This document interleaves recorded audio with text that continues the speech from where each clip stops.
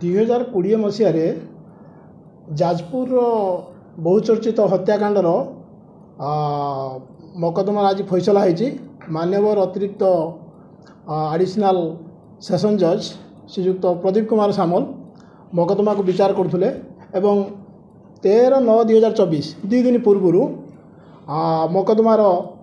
ରାୟ ଶୁଣାଇଥିଲେ। ସେଥିରେ ମୁଖ୍ୟ ଆସାମୀ ଭାସ୍କର ବିଶ୍ୱାଳକୁ 302 ଏବଂ 201 ଦଫାରେ ଦଣ୍ଡିତ କରିଥିଲେ, ଦୋଷୀ ବୋଲି ଡିକ୍ଲେୟାର କରିଥିଲେ ଏବଂ ତାଙ୍କର ଯେଉଁ ସହଯୋଗୀ ପ୍ରଭାକର ପ୍ରଧାନ ଏବଂ ଛବିଳ ସ୍ୱଇଁସା ତାଙ୍କୁ ପ୍ରମାଣ ଅଭାବରୁ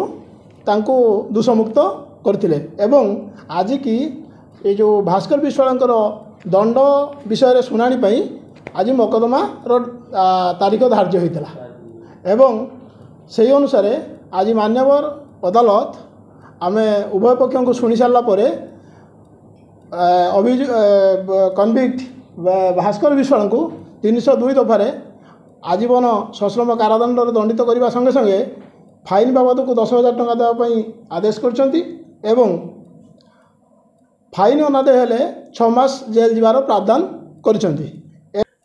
ଏହି ଘଟଣା ଥିଲା ଏକ ପ୍ରେମ ବିଷୟକୁ କେନ୍ଦ୍ର କରିକି ଏହା ଏକ ପ୍ରଥମେ ଏକ ଆକ୍ସିଡେଣ୍ଟର କେସ୍ ହିସାବରେ କରାହୋଇଥିଲା ଏବଂ ପରେ ଏହା ମର୍ଡ଼ର କେସ୍କୁ ଟର୍ନ କରିଥିଲା। ଗତ 2020 ମସିହାରେ ଏ ଯେଉଁ ଗୁପ୍ତ ପ୍ରଣୟକୁ କେନ୍ଦ୍ର କରିକି ଏ ଯେଉଁ ମୁତାଲା ଭାସ୍କର ବିଶ୍ୱାଳ ତାର ସହଯୋଗୀମାନଙ୍କୁ ଧରିକି ଏଇ ଯେଉଁ ମୃତକ କାଳିଦାସ ପ୍ରଧାନ ତାଙ୍କୁ ଜୀବନରୁ ମାରିଦେବା ସକାଶ ଯୋଜନା କରିଥିଲେ ଏବଂ ସେ ବାବଦରେ ତାଙ୍କୁ ଡକାଇ ତାଙ୍କୁ ମାରିସାରିଲା ପରେ ଏହା ଏକ ଦୁର୍ଘଟଣା ଜନିତ ମୃତ୍ୟୁ ବୋଲି ରଙ୍ଗ ଦେବାକୁ ଚେଷ୍ଟା କରିଥିଲେ ଏବଂ ସେଥିରେ ମଧ୍ୟ ସଫଳ ହୋଇଥିଲେ। ପରବର୍ତ୍ତୀ ପର୍ଯ୍ୟାୟରେ ଯେତେବେଳେ ଯେଉଁ ମୃତକ କାଳିଦାସ ପ୍ରଧାନର ଶବକୁ ସିଧା ପୋଷ୍ଟମର୍ଟମରୁ ନିଆହେଲା ଶ୍ମଶାନକୁ ଏବଂ ସେଠି ଏ ଯେଉଁ ମୁତାଲା ଭାସ୍କର ପ୍ରଧାନର ତାଙ୍କର ଯେଉଁ ସମର୍ଥକମାନଙ୍କ ଜରିଆରେ ସେଠି ତାଙ୍କର ସହଯୋଗୀମାନଙ୍କ ଜରିଆରେ ତାର ଶବକୁ ସିଧା ଶବ ବ୍ୟବଚ୍ଛେଦ କରାହେଲା। ତାର କୌଣସି ଯେଉଁ ରୀତିନୀତି କାର୍ଯ୍ୟକ୍ରମ କରିକି ଗାଁକୁ ନିଆ ନ ହୋଇଥିଲା। ତେଣୁ ଏ ବାବଦରେ ଯେଉଁ ମୃତକର ଭାଇମାନେ ଏବଂ ଗାଁରେ ଚାପା ଗୁଞ୍ଜନ ସୃଷ୍ଟି ହେଲା ଯେ ଏ ପ୍ରକାର କାହିଁକି ହେଲା। ତେଣୁ ଯେତେବେଳେ ଏ ପ୍ରକାର ଚାପା ଗୁଞ୍ଜନ ସୃଷ୍ଟି ହେଲା ସେତେବେଳେ ଯେଉଁ ମୁତାଲା ଭାସ୍କର ବିଶ୍ୱାଳ ଚାହିଁଥିଲା ଯେ ଏ ଘଟଣାଟାକୁ ଚପେଇ ଦେବା ପାଇଁ ଏବଂ ତାଙ୍କର ଯେଉଁ ନିଜସ୍ୱ ବିଶ୍ୱସ୍ତ ଲୋକ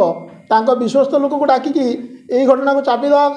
ପାଇଁ ଚେଷ୍ଟା କରୁଥିବା ବେଳେ ଏହି ଘଟଣାଟା ଲୋକଲୋଚନକୁ ଆସିଥିଲା ଏବଂ ଏ ବାବଦରେ ପୁଲିସକୁ ଖବର ଦେଲା ପରେ ସେ ଯେଉଁ ପୂର୍ବରୁ ରେଜିଷ୍ଟ୍ରେସନ ହୋଇଥିବା ଆକ୍ସିଡେଣ୍ଟ ସଂକ୍ରାନ୍ତୀୟ ଘଟଣା କେସ୍ ତାହା ଏକ ହତ୍ୟା ରୂପକ କେସ୍କୁ ରୂପାନ୍ତରିତ ହୋଇଥିଲା ଏବଂ ପରବର୍ତ୍ତୀ ପର୍ଯ୍ୟାୟରେ ପୁଲିସ ଇନଭେଷ୍ଟିଗେସନ କରି ଦଫା 302, 201, 120Bରେ ଏଇ ଯେଉଁ ଭାସ୍କର ବିଶ୍ୱାଳ ତାଙ୍କର ସହଯୋଗୀ